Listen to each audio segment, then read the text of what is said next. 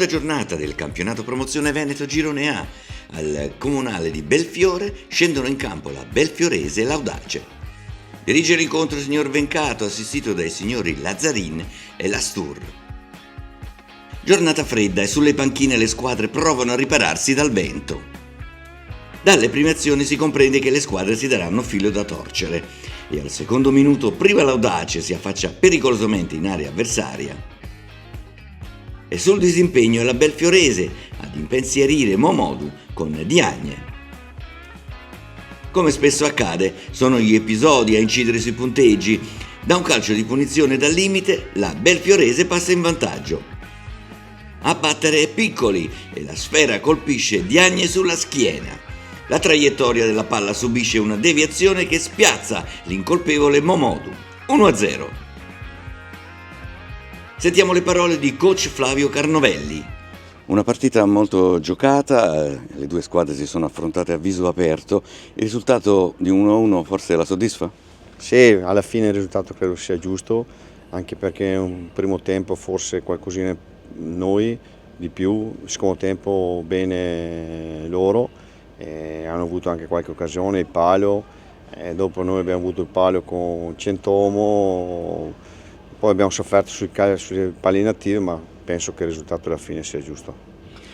Durante la settimana adesso che cosa chiederà ai suoi giocatori per poter riprendere il percorso? Noi dobbiamo lavorare soprattutto per non prendere gol, perché a parte una partita che con lo Zevio abbiamo preso il gol tutte le partite e quindi noi dobbiamo lavorare per cambiare questo trend qua. Nel secondo tempo l'Audace spinge per riagguantare il risultato.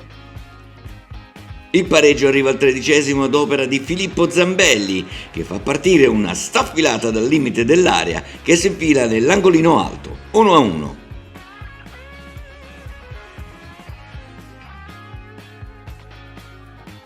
Ecco le parole di coach Matteo Biroli.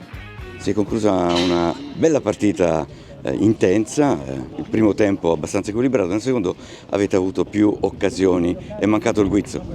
Sì, è stato secondo me un primo tempo forse più a favore loro, di la verità. Noi abbiamo fatto benissimo, nel secondo tempo forse loro sono un po' calati, noi siamo venuti fuori e potevamo sfruttare, come hai detto tu, le occasioni in maniera migliore, perché comunque ci sono state e anche abbastanza nitide.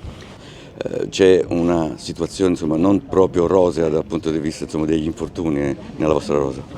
Sì, purtroppo quest'anno non ci sta aiutando la questione infortuni, anche oggi c'è stato un naso rotto, quindi non so cosa, forse faremo un allenamento a Lourdes o a Medjugorje, ne vedremo dove andare, decidiamo la meta, però purtroppo bisogna fare di necessità virtù e la rosa è ampia fortunatamente, adesso è più ampia in infermeria, però speriamo piano piano che la fortuna da questo punto di vista ci guardi un po' e non ci giri sempre alle spalle.